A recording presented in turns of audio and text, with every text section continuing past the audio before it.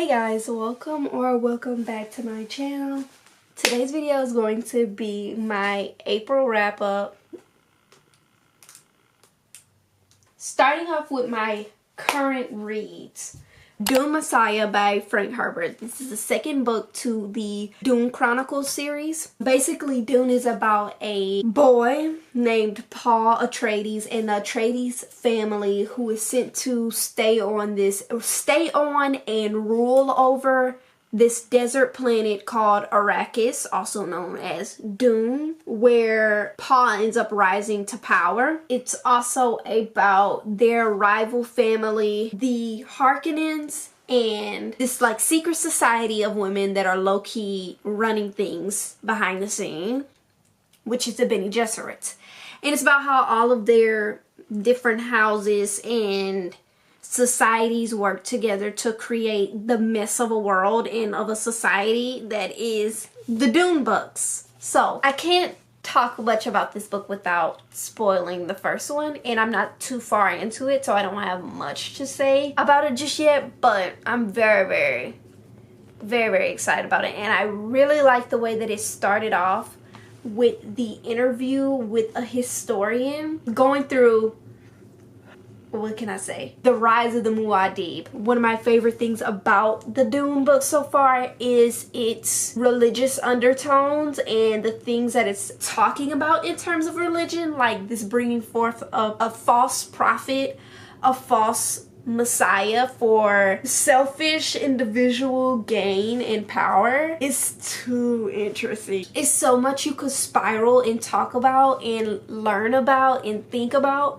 by reading these books. I love like reading about something and it's clear that the author was very interested in it, and now I'm interested in it because I'm reading what they've written. Love that. He did write this book because people wanted Paul to be a hero character so much, and this book was basically him emphasizing that Paul is not any of the things that y'all say he is. Paul, I'm trying so hard not to spoil it. Paul is not at all the prophecy, and that's the whole point. Use your brain. That's literally the whole point. It's so good. Next book that I'm currently reading is Death of Swords by Michael J. Sullivan, which is a almost 662 page book.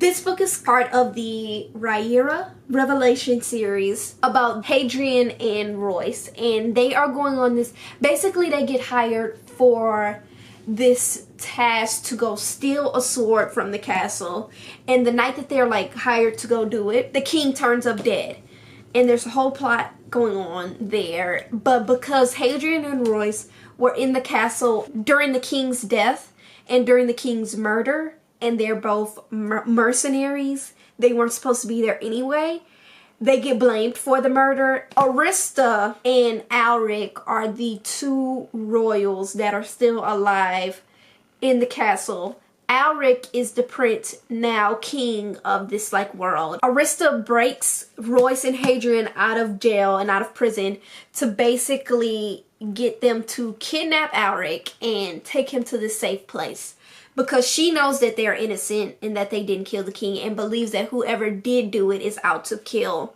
her brother now. And it's just like a chill fantasy vibe so far. It's nothing too like magical. It's just literally, I don't know how to say this, boring fantasy. At times it can be boring and just like nothing burger. And there's like a subplot of romance going on at the same time that I'm eating up. It's so much of a subplot, it's not even driving me to read this book any quicker, because I'm like, I'm getting a page of romance for every 110 pages I read. So, you know. Yeah, that's basically all I have to say about this book so far. I don't know. At times I'm like, oh, this is so cozy and fun. And at other times I'm like, this is like so nothing burger boring to me. I'm liking it enough so far to keep reading it. I will DNF a book. It's no problem for me. Then I'm also reading Frankenstein by Mary Shelley. I'm about halfway through this book now. And this is basically a science fiction classic. This book is also titled The Modern Prometheus. And it's about Victor Frankenstein, who is a scientist obsessed with life and creating life. He creates this monster from all of these dead creatures and animals, brings it to life, and abandons it. And that's basically what the whole story is about. It's about Victor Frankenstein's internal monologue and thoughts about science, thoughts about life, thoughts about terrible purpose, which is also a theme in Dune. They share that theme. And also the actual monster after being abandoned by his creator, which I was told gets very sad, and I can't wait. Like, that's really what I'm reading this book for. So I can't wait to get to that point. I cannot wait to get there. I love this book so much. Mary Shelley wrote this when she was 19 years old, and the way it's just like dripping with maturity and just a complete understanding of life and death and abandonment. And last but not least, in terms of currently reading, I'm reading A Day of Fallen Night by Samantha Shannon. I'm not very far into this book at all, but this is my current crochet audiobook. So I'm going to be listening to this and reading it physically while crocheting. Now onto the books that I've completed, starting off with most recently completed, then going to the books that I read at the very, very beginning of the month. To Catch a Raven by Beverly Jenkins. I am a Beverly Jenkins stan. I love that woman. I love everything she has written. Like, y'all don't get it. I've read about 6 or 7 books from her now, and I haven't read a bad book yet. Like, she knows what she's talking about. She knows what she's doing. Okay, let me not yap too much before I tell you the plot of this book. This book is about a fake marriage going on between Raven and Braxton. They are pretending to be married to get hired to be the maid and chauffeur of this like Confederate family to find a Declaration of Independence that's very rare and whatnot that was stolen. They basically get like framed to do this whole thing, but Raven's family is a family of con artists, like professional con artists. It's so interesting. Just that plot alone is so interesting. But girl, the romance is so good. The romance is I read 2 Beverly Jenkins books this month. I need to keep that up for real, because the amount of serotonin her books give me. I tell people this all the time. I have no problem believing that love exists, like, but is it worth it? I don't really know, girl. But Beverly Jenkins books truly make me believe that falling in love will be worth it. I know a lot of people, they hate insta love, which I also hate insta love, but not in Beverly Jenkins books. Not in Beverly Jenkins books. Because the fact that she writes a boy obsessed so good. Y'all know boy obsessed is my favorite trope. Like, these men meet these women and they're like, that's my wife. What are we talking about? Like, let's move on. That's my wife. And the whole book is them pining after her. I eat it up. This book was too good. Like, what? No complaints. She paces her books so well to where you don't feel like they're too long or they're too short, that there's not enough tension or there's not enough stuff going on outside of the romance. And she does a really good job writing the actual historical elements of the time periods that her books are set in. A lot of romance books that I read now, contemporary romance books that I feel like are coming out, are such nothing burger books. Like, you're living such a boring basic life and falling in love like whoop-de-doo. Just boring love. I'm getting on here to specify the difference between boring love and gentle love. Gentle love, I'm here for it, girl. Like, that's what I'm talking about. What I mean by boring love is that the characters aren't experiencing anything in life or thinking about anything else in life that gives a little to the story. They have no career goals or aspirations. They're not really like driven to do anything. They aren't talking about, like, the story is like a fantasy book in which there's nothing being talked about politically or historically surrounding the actual story and time period that the book is set in. Like, even contemporary romance books, it doesn't have to be a historical romance book to have history elements in it. You know what I'm saying? So that's what I mean by boring love. Boring love as in, this is like the most basic nothing burger person ever. The most basic nothing burger love interest ever in a nothing burger story. Like, nothing's happening in the story. The characters aren't really thinking about anything.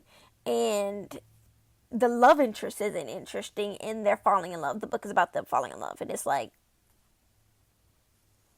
her books like emphasize what society is looking like when these characters are falling in love, which I love to see, because like, I hate a book that gives like nothing is happening and you're falling in love. Like, that's not life, which I feel like gives certain romance books this feel of like unrealisticness because nothing else is going on. I love her books down. Tress of the Emerald Sea by Brandon Sanderson.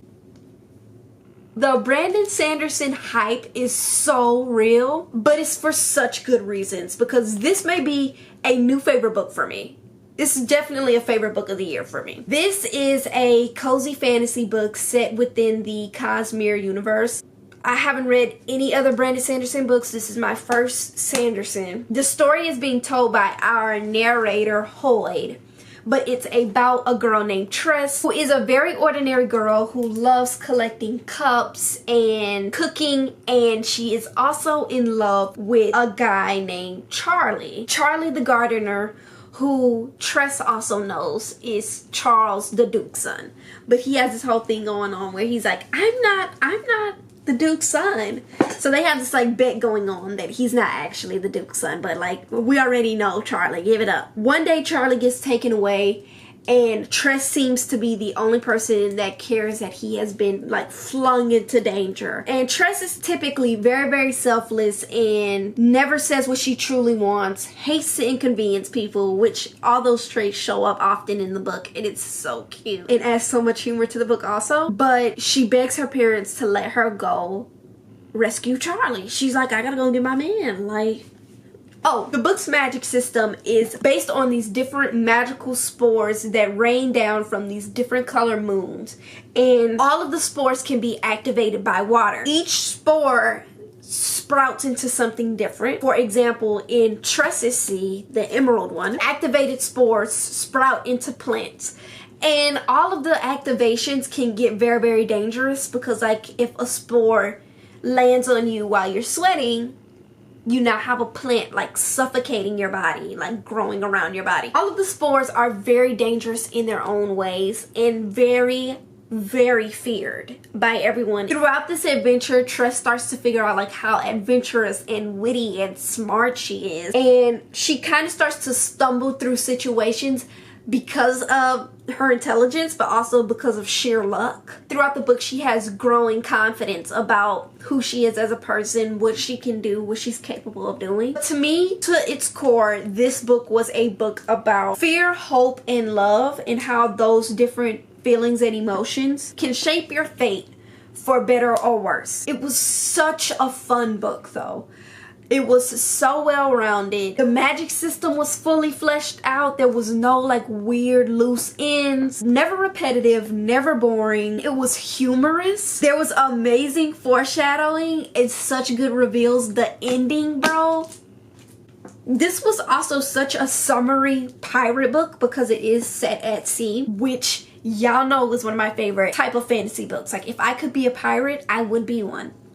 I would be one. There's dragons at one point, and there's a talking rat companion. There's high stakes, but it's not stressful. It's like a cozy, fun time. You're just genuinely having a good time, so you want to like fly through the book. The way Tress described being in love with Charlie, going to rescue him, and all of these things.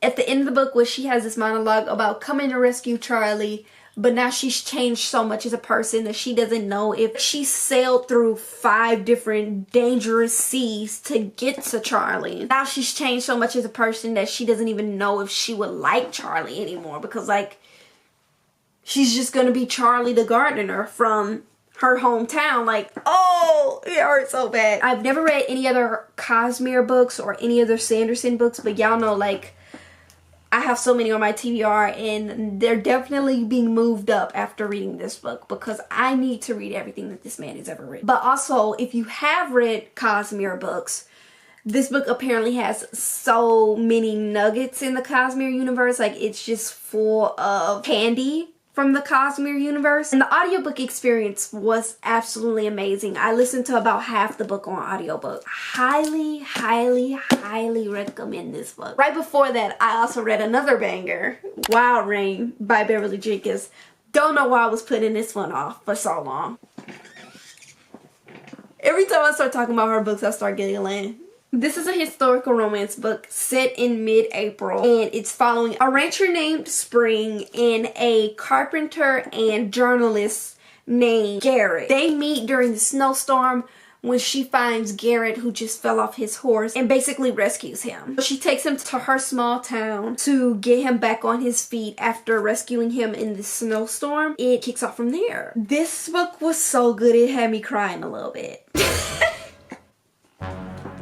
It was so good. During this time period, Spring is a very unconventional woman. She's very much a tomboy and not afraid to speak her mind. I loved her so much as a main character. Spring is also like very, very happy with her small town soft life with her horses and on her ranch alone without a man, girl. But when she meets Garrett was such a sweetheart, gentleman, and so respectful to Spring. And also, Garrett had them hands. Like, people would talk crazy to Spring. Not on his watch.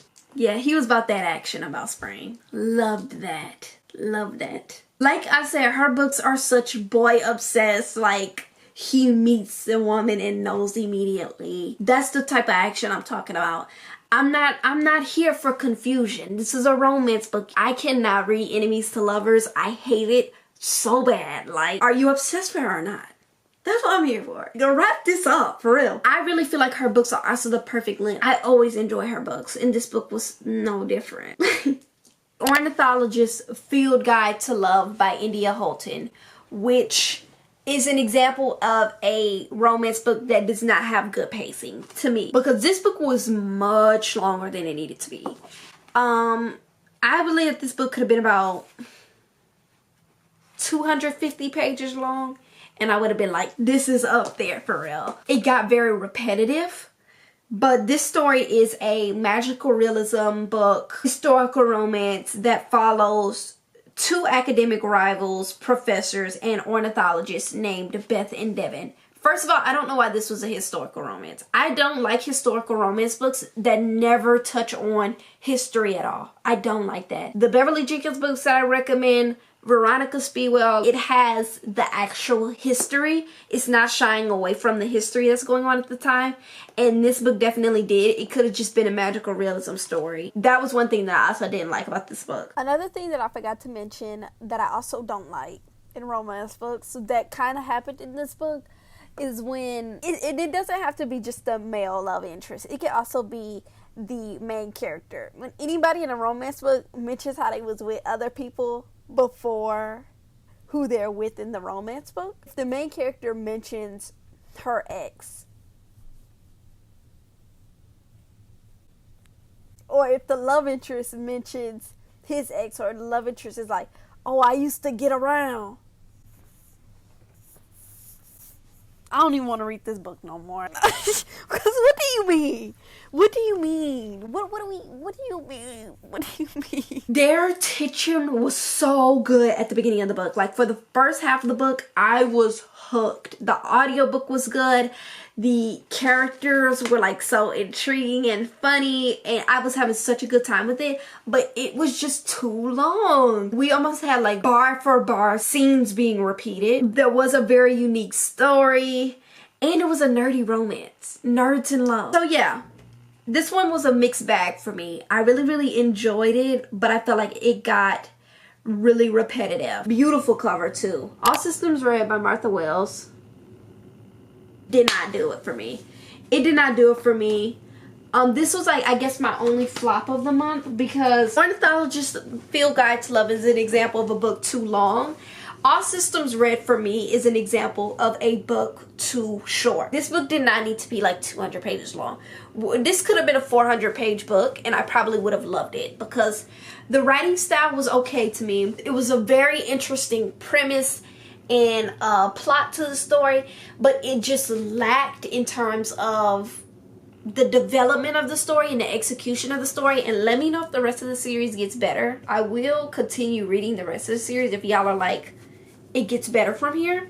But if not, I'm not gonna read the rest of the series. It is a book about this half human, half robot who was created to murder people. It's not good at its job. It goes on this pretty short mission to figure out what's going on in its humans world and like to protect its humans. I read to stimulate my brain and imagination, and especially when I pick up sci-fi, I'm looking for science. And this book did not have enough scientific explanation for me. Like, even if it was like fictional science explanation, this book did not have it. And I think that's primarily because of how short it was. Like I said, this book could have been like 200 pages longer and I would not have been hating on that at all. With more explanations of the environment and how the characters work, because there's like different types of people and robots and augmented humans and all these other things. It's a very unique world and interesting